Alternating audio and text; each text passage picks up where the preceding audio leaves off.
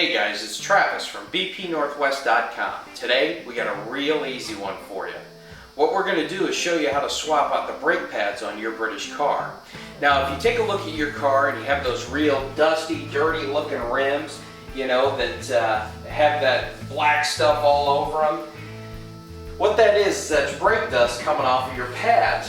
When you hit the brakes on your car, it clamps up on that rotor, and you're creating dust, and it's hot metal actually, and that stuff, when it lands on your rim, it's going to start eating away at the finish, and before long you're going to start seeing rust appear, and it's going to ruin your rims. These things are about $100 a piece used, so trust me, this is real easy and something that you should seriously consider doing. Today we're going to install these ceramic pads from TRW. Now these are a real high quality pad. The other cool thing about them is they give you a lot better stopping power. Because they're ceramic, they heat up faster and grab quicker, as opposed to regular pads that have asbestos and metal in it. It takes a little bit longer to heat up before it starts to grab. Here's a couple of tools that we're going to need to put this in. You're going to need a set of needle nose pliers. You're going to need something flat, something that you can push against that cylinder to make room for the new pads. You're going to need some brake fluid, you're going to need some brake parts cleaner, and then you're going to need something to take a little bit of fluid out of your master cylinder. So if you have a siphon, that's great. You could grab a turkey baster and draw a little out. If you do it, don't put it back in your wife's drawer because it's going to be ruined. What I do, I take a little piece of tubing and then just an empty bottle and siphon a little bit out. So next thing you need to do, jack up the car, take both tires off and drop it down on blocks, because you're going to want to be able to turn the wheel to make it a little easier to access. Alright, the first thing you're going to want to do is siphon a little bit of fluid out of here. Now I want you to be real careful with this because brake fluid is very corrosive. It'll eat the paint right off of your car if you're not cautious. You don't want to take a ton out of it, maybe take 1/4 of an inch, a little bit more, something like that. That's all you really need.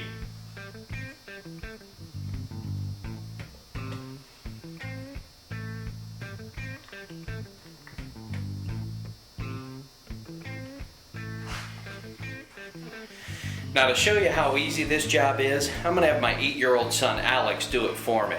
The first thing you want to remember is all this dust that you're working in is asbestos. So you're going to want to spray everything down and clean it up real good because you don't want to breathe any of this dust in. So grab your brake parts cleaner and give everything a real good spray down.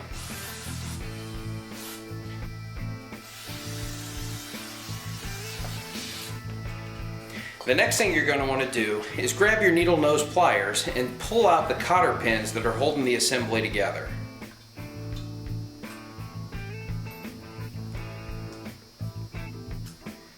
Now that the pins are out, pull the big pins out that are holding the brake shoes in place.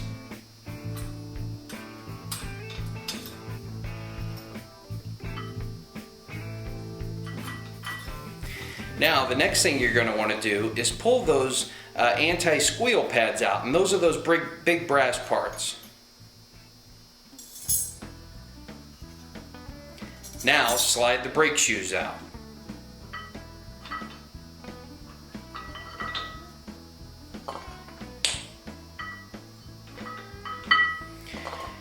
Now that the assembly is out, grab your brake parts cleaner again and spray out all the extra dust and debris that might be in there.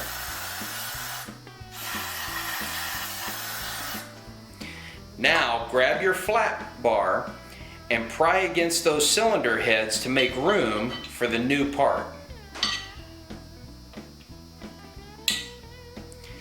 Now that there should be enough room, open up your box and grab your new brake pads.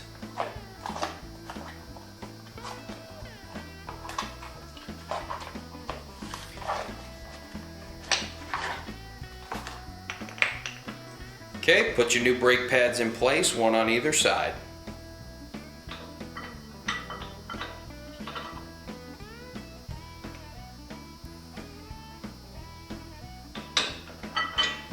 Okay, now grab your anti-squeal shims and get ready to put them in place. Now you'll notice there's an arrow on the side of each one, pointing which side is up, so you'll remember which side it goes on.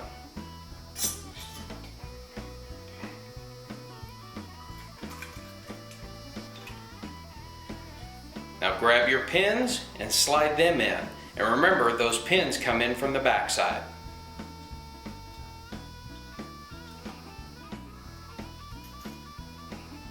Now that our pins are in place, grab our cotter pins and put them back in the holes.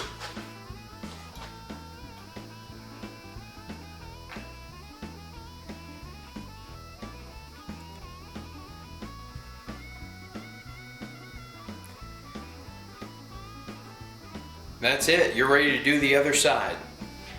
Now that the other side is done, you're going to want to get in and pump your brakes a few times just to get those brake pads and cylinders to push up and get snug back against the rotor. It's going to feel a little bit spongy at first, but then it's going to firm up. Don't press it all the way to the floor, just kind of a half a pump, and in about a dozen pumps you're going to feel that firmness come back. We're going to go back down and check and make sure everything is nice and secure, and then we're going to put the tires on. Now there shouldn't be any slack in between the pad and the rotor. The rotor should turn freely, but you're going to hear it drag just a little bit, and that's normal. Alright, well, the last thing for us to do is to throw a little brake fluid in the master cylinder.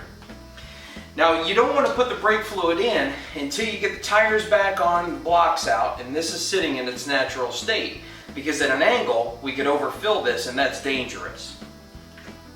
The reason we took some of the fluid out is when we are pushing those cylinders back to make room for the brake pads, it forces fluid back up into the master cylinder, and it could real easily spill out, and that stuff will eat the paint off of your car.